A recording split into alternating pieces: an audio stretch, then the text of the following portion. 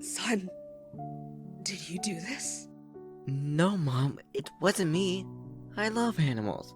You know that, Mommy. I know. But I know that John didn't do this either, so it leads up to you that's done this. Wait, Mom, but what if it was KK? Kyle, you know that your sister would never do something like this. So it's you that's done this. No, Mom, it was KK. It was KK. Shut the fuck up, Kyle. Just go to your room for what you did. Kyle runs upstairs, goes to his room and slams the door behind him. He wasn't the one that drew the picture.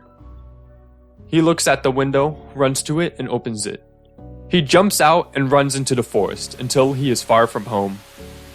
He finds a big rock beside him and sits behind it crying. Suddenly, he hears a voice echoing to him.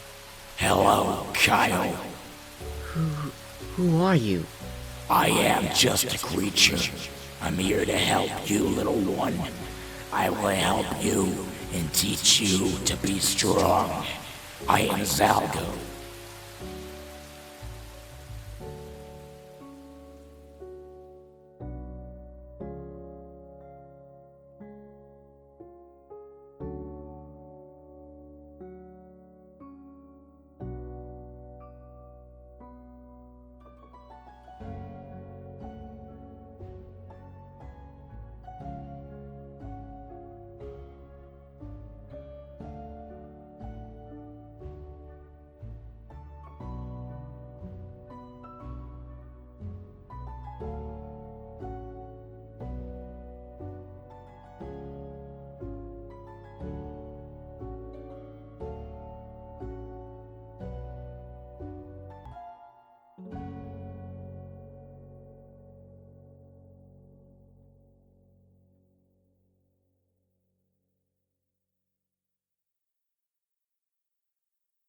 In the year 2010, on October 29th, Kyle had been with the Proxies for a long time, so that he could kill a lot of people.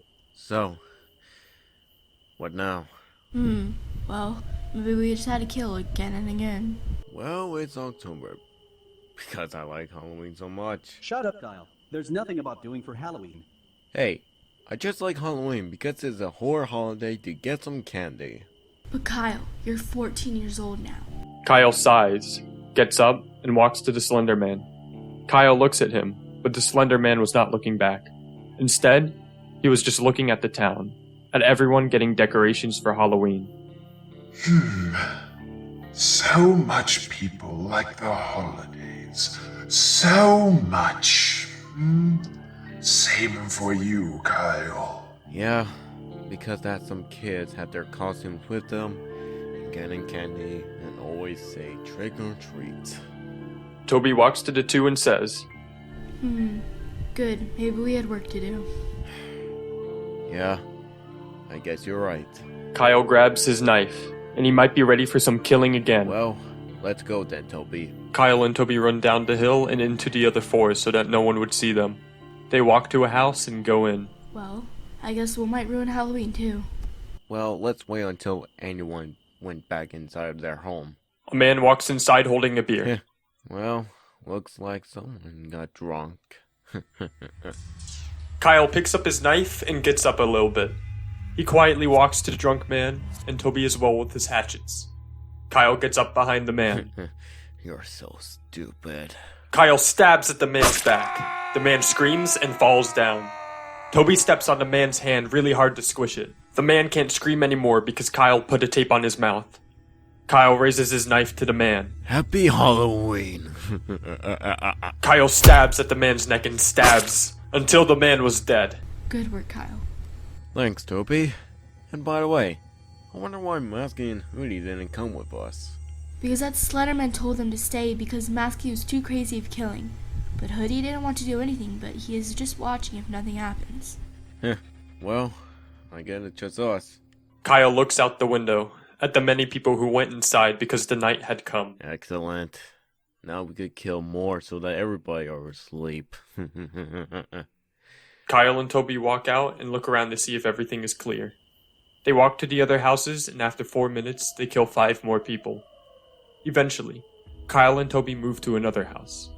However, Toby wants Kyle to go in alone. He's had too much to kill for one night. Kyle goes upstairs, and looks at the parents' bedroom for where the mom and dad are sleeping. Suddenly, Kyle sees flashbacks of his own parents and of what happened to them. Horrified, he decides not to kill the sleeping couple. He passes by their bedroom and goes into another.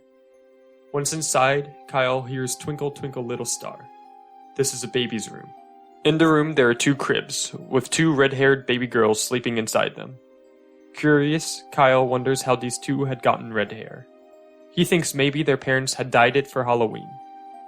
Kyle walks to them, and suddenly, the babies begin crying, because they are afraid of him. Kyle frowns and places the flat of his 2 knives against the 2 babies' faces. He looks at the reflection of his own grotesque features, and mockingly smiles back. Yet the babies still cry. Rest for now, kids.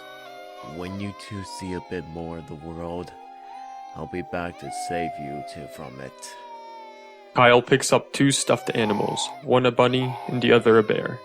He gives one to each of the little babies. As the girls' hands grip at the soft fabrics, they stop crying. Instead, they go to sleep. Kyle smiles. He never felt like this before. He walks away and closes the door slowly, as to not make a sound.